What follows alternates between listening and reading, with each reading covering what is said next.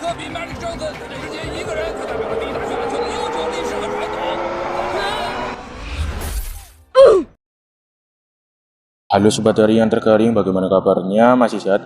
Semua aktivitas masih oke? Kalau oke, bagus. Dan di video kali ini, saya akan merangkum sebuah film yang mempunyai rating 4,9 di IMDb, yaitu film Kung Fu Dong, atau judul terkenalnya yaitu Kung Fu Dang. Dirilis tahun 2008, disutradarai oleh Zhou Yinping berdasarkan skenario dari Lam Jiwing, dibintangi oleh Jay Chou sebagai Xi Jie, Charlene Chow sebagai Lily, dan juga Bapak Eric Taesang sebagai Chen Li. Film berdurasi 110 menit ini menceritakan tentang perjuangan seorang remaja dalam usaha untuk mencapai tujuan yang diinginkannya. Oke, tak usah berpidato lagi, mari kita masuk ke alur ceritanya.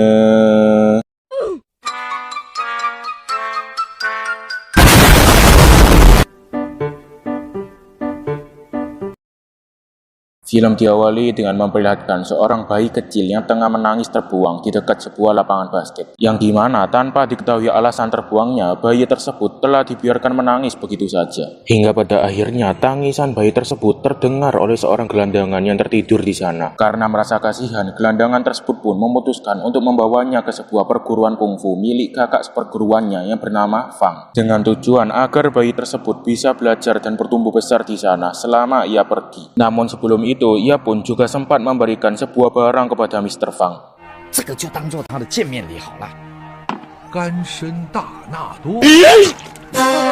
Dan ya, ia pun memberikan sebuah buku tua kepada dirinya, yang dimana saat menerimanya, Mr. Fang pun dibuat cukup kaget. Dan hal tersebut dikarenakan isi dari buku tersebut memuat berbagai macam gerakan-gerakan kungfu, yang dimana memungkinkan penggunanya dapat merubah alam semesta dengan cara mengembalikan masa.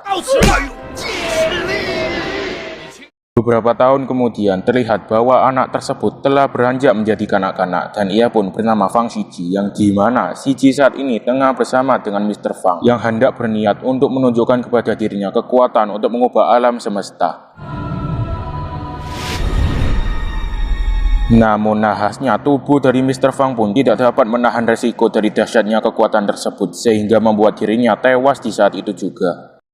Singkat cerita, Shiji pun kini menjalani masa-masa remajanya yang indah, yang dimana setiap pagi harinya ia pun selalu menyempatkan waktu-waktunya untuk mampir ke sebuah lapangan basket guna untuk melihat sebuah permainan bola basket di sana. Namun tak hanya itu, alasan dirinya ingin selalu datang ke tempat tersebut bukan hanya didasari oleh niat ingin melihat permainan, melainkan tujuan dirinya ingin selalu melihat seorang wanita pujaan yang bernama Lily. Oh ya, ngomong-ngomong soal wanita pujaan, sebenarnya Shiji ini juga pernah memiliki beberapa wanita pujaan sebelumnya, yang dimana wanita-wanita tersebut memiliki sejarah percintaan yang cukup kelam dengan dirinya, yaitu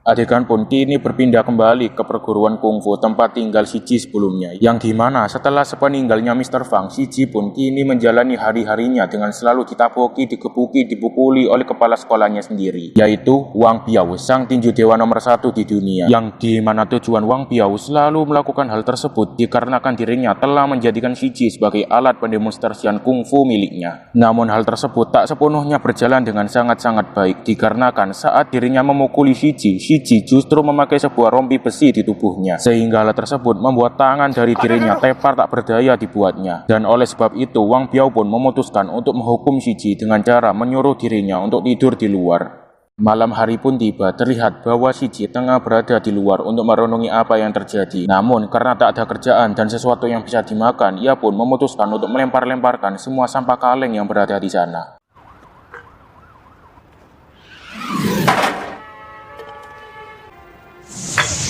Dan sontak saja hal tersebut sempat dilirik oleh seorang pria berparubaya di sana yang bernama Chen Li, yang dimana setelah melihat aksi yang dilakukan oleh Shiji, ia pun memutuskan untuk mencobanya sendiri. Bahkan dalam jarak dekat pun dirinya pun tak dapat memasukkannya. Namun setelah cukup lama melakukan ikhtiar, ia pun akhirnya dapat melakukan hal tersebut.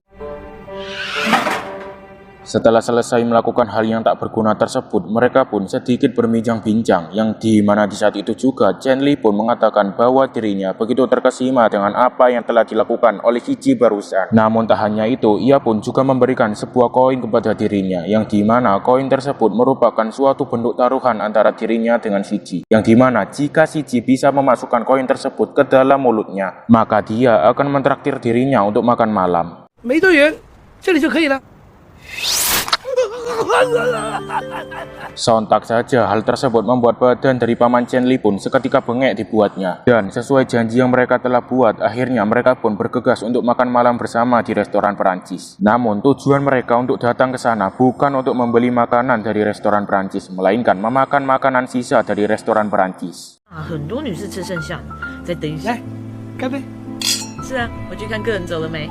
Yang dimana saat di tengah makan-makan, Chen Li pun mengatakan kepada Shi Ji bahwa dirinya bisa memanfaatkan skill yang dimiliki oleh Shi Ji guna untuk mendapatkan penghasilan bagi mereka berdua. Setelah itu, mereka pun pergi ke sebuah klub milik seorang anak kawan lamanya yang bernama Ahu, yang dimana Chen Li pun menyuruh kepada Shi Ji agar dia ikut bermain anak panah dengan salah satu anak buah mafia di sana, guna untuk memenangkan taruhan yang telah dibuatnya. Namun tak disangka, setiap anak panah yang dilemparkan oleh Shi Ji pun semuanya mengenai sasaran. Oleh karena itu, anak buah dari Ahu pun tekor di saat itu juga. Menyadari situasi yang semakin tak wajar, Ahu pun bergegas untuk menghampiri dan menyuruh pasukannya untuk menyerang mereka.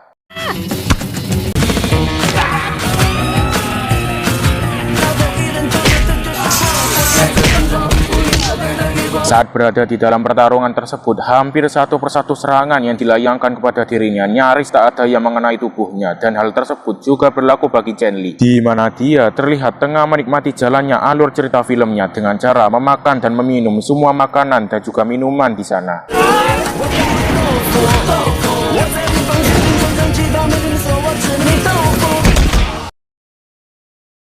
Pagi harinya, mafia-mafia tersebut pun kini telah tiba di perguruan kungfu Shi Ji, yang dimana tujuan mereka untuk datang ke sana adalah supaya mereka dapat mengambil alih kekuasaan di sana. Namun tak hanya itu, tujuan mereka untuk datang ke sana adalah bukan hanya sekedar untuk mengambil alih, melainkan melakukan penganiayaan terhadap Shi Ji.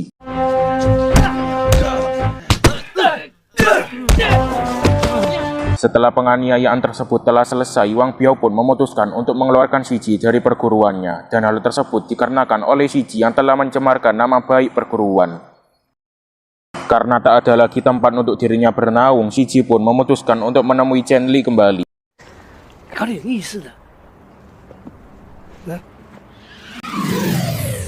Yang dimana setelah melihat potensi dan juga bakat yang dimiliki Shi Ji, Chen Li pun memutuskan untuk mendemonstrasikan dirinya sebagai pemain bola basket dari universitas ternama dengan alasan untuk mencari keluarganya. Saat debut pertamanya di muka umum dimulai, Shi Ji pun mulai mengawali karirnya sebagai pemain dari First University. Namun sebelum itu, ia pun terhalang oleh pendapat yang dikemukakan oleh Lily, yang dimana dia mengatakan bahwa tidak seorang pun bisa masuk ke dalam tim mereka kecuali dengan seizin kapten sekaligus kakaknya yang bernama Ting Wei, yang dimana sebagai syarat untuk dirinya masuk ke dalam tim, dirinya pun harus menunjukkan kebolehannya di depan kapten tim.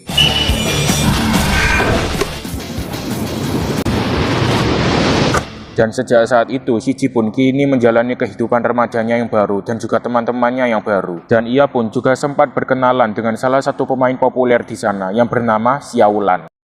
Singkat cerita, pertandingan basket antar universitas dan universitas pun kini telah dimulai, yang dimana terlihat baik Ting Wei maupun Xiaolan tengah menguasai jalannya pertandingan.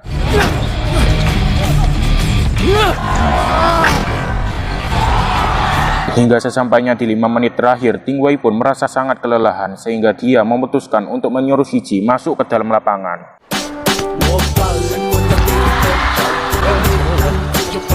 Saat di dalam pertandingan, terlihat bahwa Shi Ji masih merasa gugup dan kaku dengan berjalannya permainan, sampai-sampai bola yang ia lemparkan menyerutuk kepala dari wartawan. Menyadari waktu pertandingan yang semakin tak lama lagi, dengan berbekal jimat cium bola, ia pun mencoba melempar kembali.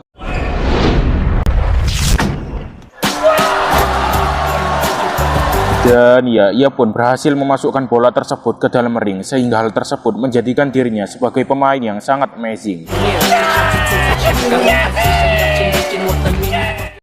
Setelah itu, hari demi hari pun Shichi lalui dengan selalu berlatih dan selalu berlatih, dimulai dari latihan ketahanan, keterampilan, bahkan kecepatan. Namun hal tersebut dirasa sangat cukup kurang bagi dirinya. Oleh karena itu, ia pun meminta kepada Kapten Ting Wei untuk mengajari dirinya cara melakukan slam dunk. Mendengar hal tersebut, Kapten Ting Wei pun justru memberikan respon yang berbeda, yaitu menolaknya dan menyuruhnya untuk fokus kepada latihannya. Malam hari pun tiba, Shichi yang saking penasarannya dengan slam dunk pun mencoba untuk mempraktekkan dan menggabungkannya dengan gerakan dari kungfu. 灌篮真的有那么难吗？轻功再加上水上漂的话， Yang dimana saking tingginya lompatan yang dilakukan oleh Shichi sampai-sampai lampu yang berada di puncak atap paling tertinggi pun tertenggor oleh dirinya. Singkat cerita, pertandingan yang berikutnya pun telah dimulai, yang dimana sebelum pertandingan dimulai, kapten dari tim lawan pun mulai mencoba mengintimidasi Shichi. 给我的啊，好帅哦！给你的，好糗哦！ Namun hal tersebut tak berpengaruh bagi Shichi, yang dimana terlihat justru Shichi memainkan permainan dengan sangat-sangat baik. 连线球传给方世杰，他出手不可能，但是我有乔丹当年制胜一击的意思。 Hingga pada akhirnya para penonton demi penonton pun meminta kepada Shichi supaya dia segera melakukan slam dunk di saat itu juga. 灌篮，灌篮，方世杰要灌篮，乔丹、科比、Magic Johnson。 Dan ya, berkat slam dunk yang telah ia lakukan, dirinya pun dapat memenangkan pertandingan. Dan hal tersebut juga berlaku bagi pertandingan-pertandingan yang selanjutnya. Di malam harinya, terlihat bahwa Paman Lee dan juga Shichi tengah berada di sebuah klub malam untuk bersantai-santai. Hingga di saat yang bersamaan, Paman Chen Li pun mendapatkan telepon dari Bi Tianhao yang mengatakan bahwa dirinya akan melakukan bisnis besar bersamanya. Setelah Paman Chen Li pergi, ia pun tiba-tiba dihampiri oleh seorang pria tampan yang bernama Li Tian, yang dimana Li Tian ini merupakan seorang kapten dari Fireball Team, yang dimana tim tersebut akan menjadi lawan dirinya saat pertandingan final nanti. Namun tak hanya itu, selain menunjukkan identitasnya, Li Tian pun juga menawarkan kerjasama bagi dirinya, yang dimana dia mengundang dirinya untuk masuk ke dalam timnya. 打电话给我，考虑看看。 Dan pertandingan antara Fireball Team dengan First University pun dimulai, yang dimana di awal pertandingan terlihat bahwa pertandingan tersebut berjalan dengan sangat hebat. Hingga pada akhirnya pemain-pemain dari Fireball Team mulai melakukan berbagai kecurangan dan juga kekerasan, seperti metaboki, menggebuki, bahkan menendang biji. Dan oleh sebab itu, Ting Wei dan juga Xiaolan pun menjadi korban keganasan permainan mereka. Namun tak hanya itu, hal yang tak terduga pun juga terjadi. Dan ya, terlihat bahwa ada seseorang yang telah mensabotase listrik dari pertandingan, sehingga hal tersebut membuat pertandingan yang seharusnya berjalan ditunda menjadi 3 hari ke depan. Pagi harinya, mereka berdua pun tengah bersantai-santai di sebuah kursi lapangan. Namun tak lama, ia pun kedatangan sebuah tamu yang bernama Ahu, bos mafia yang ia jumpai tempo hari yang lalu, yang dimana dia mengatakan bahwa dirinya telah memutus kerjasamanya dengan Bi Tianhao. Namun tak hanya itu, dirinya pun juga menambahkan bahwa orang yang telah memutus sambungan listrik beberapa hari yang lalu merupakan orang-orang yang diperintah oleh dirinya. 为什么呢？这场比赛我赌你们赢赌多大？ 500万美金。 Dan oleh karena itu, ia pun menaruh harapan yang sangat besar kepada First University dengan tujuan untuk memenangkan taruhan yang telah disepakatinya. Adegan pun kini berpindah kembali ke Shichi, yang dimana terlihat bahwa Shichi tengah bermain anak panah di sebuah bar di pagi hari. Namun tak hanya itu, hal yang tak terduga pun juga terjadi.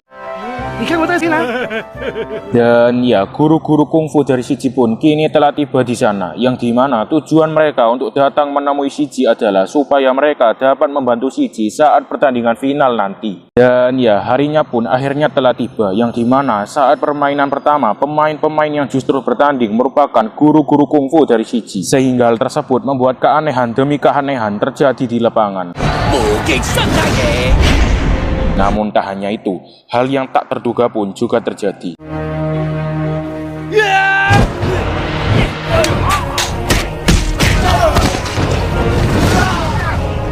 Dan ya, pertandingan yang seharusnya menggunakan bola dan tangan justru menjadi pertarungan yang mengerikan. Oleh karena itu, guru-guru tersebut terpaksa dikeluarkan dari lapangan. Singkat cerita, pertandingan yang sebenarnya pun kini dimulai, yang dimana terlihat bahwa Ting Wei dan juga Xiaolan telah pulih kembali. Dan hal tersebut dikarenakan mereka berdua telah diobati luka-lukanya oleh guru-guru kungfu dari Shichi.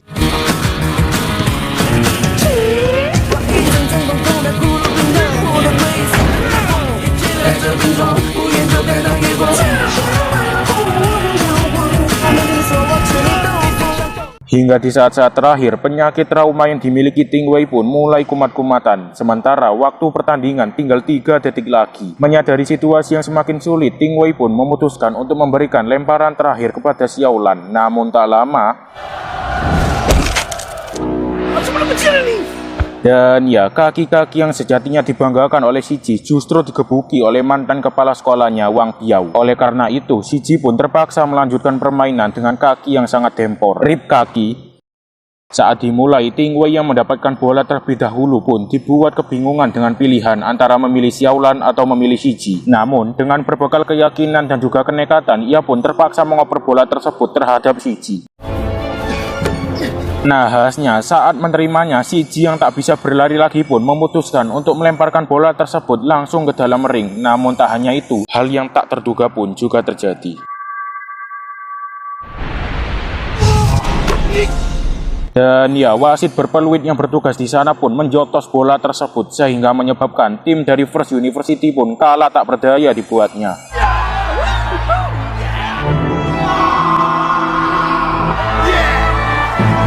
Sementara itu, Si Ji yang tak terima dengan kekalahan yang baru saja ia alami tiba-tiba teringat kembali dengan jurus yang dulu pernah dilakukan oleh gurunya. Oleh karena itu, ia pun bergegas untuk melakukan hal yang sama dengan gurunya guna untuk memperbaiki keputusan yang telah dibuatnya.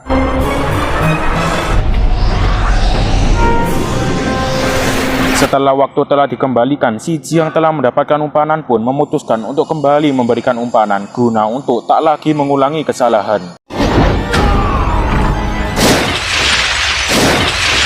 Dan ya, hal yang telah dilakukan oleh Si Ji pun akhirnya membuahkan hasil dan hal tersebut dibuktikan dengan kemenangan mereka di sana.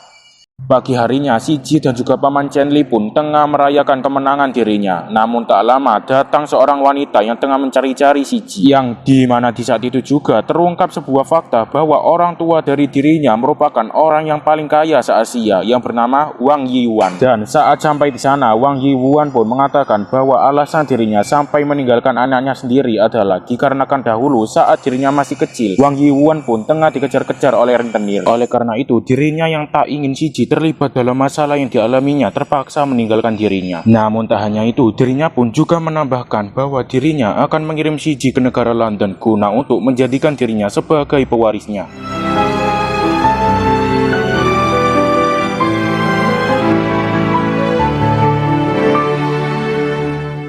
Malam harinya, Paman Chen Li yang merenungi kepergian Si Ji pun memutuskan untuk menghibur dirinya dengan cara minum-minum. Namun tak lama, dan ya, orang yang melemparkan koin tersebut adalah Si Ji, yang dimana dia mengatakan bahwa perjalanannya untuk menuju ke London pun tak jadi karena dirinya lebih cocok di sini. 这个比较适合我。 Dan film pun selesai. Generasi Platinum, anak Indonesia, putri talenta terdepan di antara semua bangsa. Morinaga Platinum mendukung si kecil dalam mengasah multitalentanya dan membantu optimalkan fungsi saluran pencernaan. Morinaga, aku pasti bisa. Untuk generasi Platinum. Punten, Mamang.